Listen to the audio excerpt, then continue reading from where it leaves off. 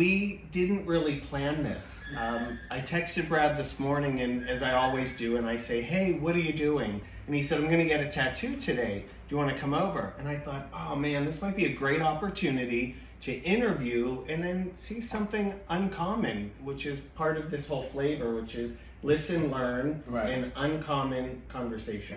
So I know the first thing I'm gonna talk about is your book called Die.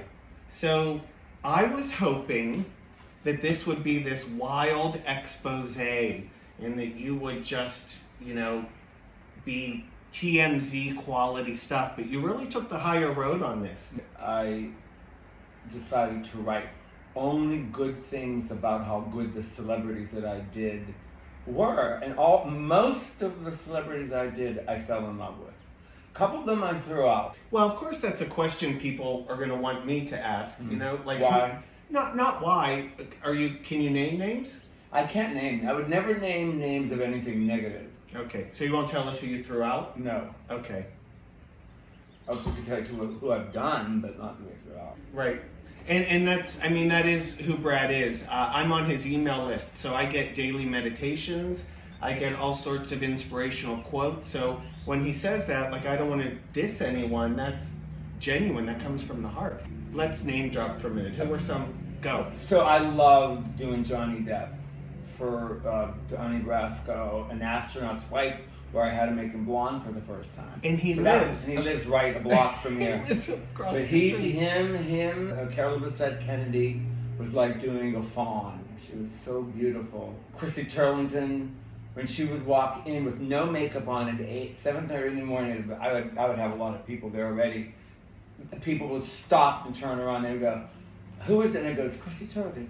And she would say, why are they all looking at me? And I said, you're breathtaking with no makeup. Like, not a stitch of makeup on. Yeah. She was just like, she was breathtaking. She was like a gazelle. I love women. That's why I love making them look beautiful. Men, I could do without. Women, I love. I love making them look beautiful so that they're told that they're beautiful. You were on Fifth Avenue. Right. So that was the mecca. It's a hub, Yeah, and all of the editors, you were the darling to all of the editors? It was a little bit tricky because I don't have a lot of patience. And, you know, I'm learning patience now, and I still don't have any. And I would have 8 regular people, like regular clients, nice, beautiful girls from wherever. And then I'd have this deluge of editors that didn't make appointments that knew I would fit them in anyway, and 3 models that just got called for a shoot. Right. So I learned from my grandmother how to color hair by watching her cook. She had 4 burners going and 4 surfaces, and nothing. Every meal was perfect. So I said, I have to make every one of these people perfect because that's my art walking on the street. It's a living art, and it was.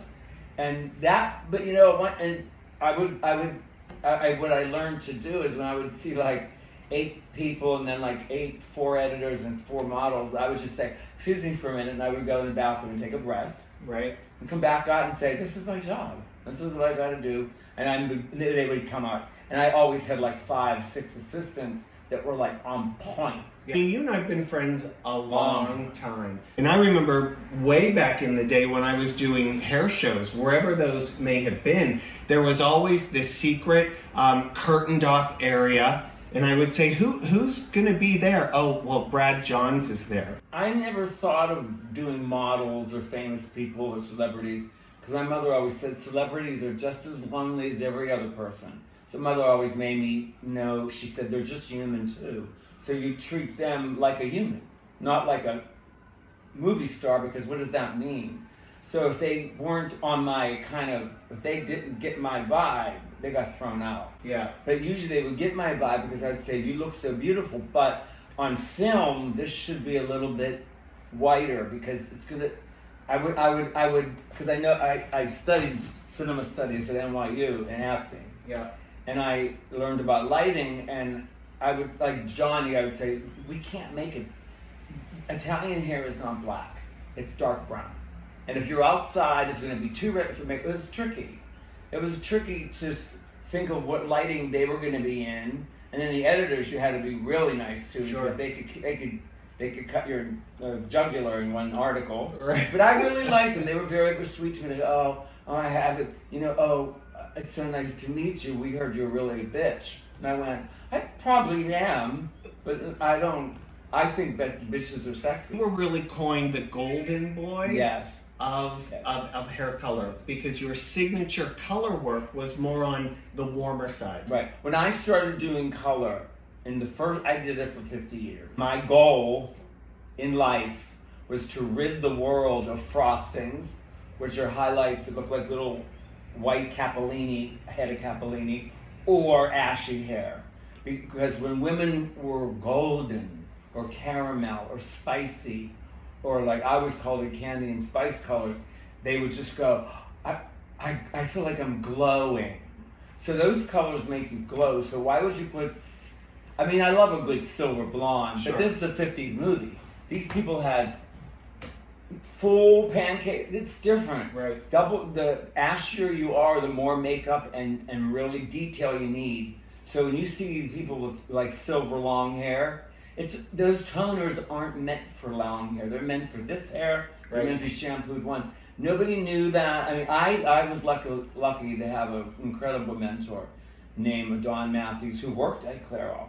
And he told me what was in every bottle and what was, I mean, he was just he was a gift from God. And he would say, if you do that, and she goes on Good Morning America, those lights are different than when she does a movie. Right. So then he taught me. I mean, when he died, I was really very upset. Now, you said something a minute ago that I thought is worth pursuing. You started talking about food and liqueur and candy, Yes. and you and I have had many a Yes. conversation about that. So tell me, what is your philosophy behind that? Women know about candy and they know about spice. Men don't. And that's the colors I love. A craft caramel, a butterfinger when you pull it open. Women know about candy and spice, saffron, cinnamon. Because if you say to somebody, I'm going to make your hair a medium brown with light brown pieces, they go, what the hell does that mean? But if you say, I'm going to make your hair a medium caramel brown, they go, oh, I love that color. Okay, that's like the color of the caramels, right? Yeah, and I say, yeah. And then I'm going to put highlights in like the color of butterscotch. Yeah. And they would go, oh, let's do it. Okay. So they're excited about that they're excited about that you've got your shit together and you want to do your painting of them so they can be the best they can look with my color, with a color on their head. Okay. So we're like moving around here because Yeah. there's everything you say. I think, there's 2 or 3 other things that we can pursue and chat about. Let's talk about the chunking trend, right? I do believe that you're credited for creating that. Yeah, I am. So give me the background. Well, when I was little, we were really, really poor. And we had these babysitters that had those pointy bras, and they were fabulous, big bouffants. And a lot of them used to get toothbrush with peroxide, and in front of the mirror in the bathroom, they would put it just in the front. So it'd be this chunk, and I used to stand there and go like, I don't think I want to sleep with them, but like they're gorgeous. Yeah. Because there's this thing. And I thought, how can I, just like Arnold Schwarzenegger brought weightlifting out of the basement to the stage. Okay. I said, I'm going to do what he did. I'm going to bring those colors that they didn't get quite right, and bring them on stage. A couple of years to actually To master that? Yeah, because there were some people that I would try it on a few people clients that I didn't like. And then afterwards I'd say, oh no, let's come back and let me fix that. I never let anybody leave looking like I didn't paint them. Sure. And then I learned how to do it, and then I went further, and I really fucked up. I'm sorry, fucked up. I'm sorry for fucked. But I did it on a supermodel, and they were panels. It Too much. Did not work corporately. Did not work model-wise. I liked it, but she was so beautiful, and then they said you got to just make it a little less. And so I just re-wove any hair color you do, if you know what you're doing, you can fix it.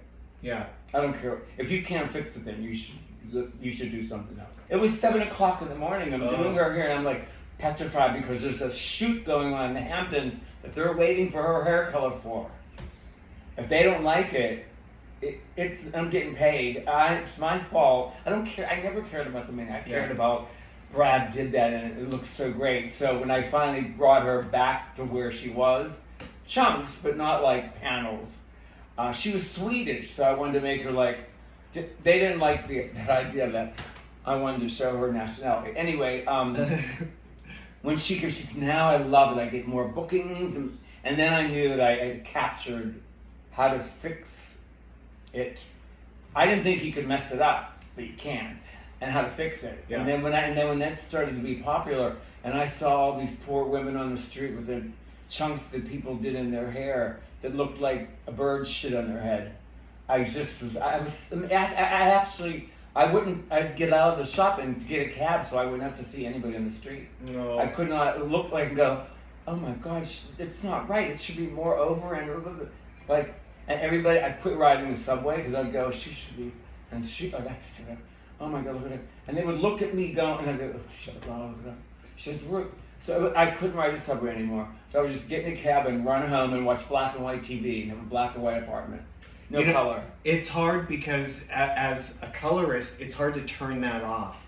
It's hard to sit in a cafe, be on a subway, be in an airport. I can't. Yeah. You do. You do a little bit better than me. Yeah. I can't do it. Yeah. I mean, and then I've been known to be in my bitchy phase, actually to go up to people and say, honey, you should really let me tell you how you can really look good. No. And they would usually they'd be okay with it, because I didn't say it bitchy, but I mean, it's kind of ballsy to do it, but they would look so much better if. Right. Now, all of the color work you did was using Clairol color. Clairol and Wella.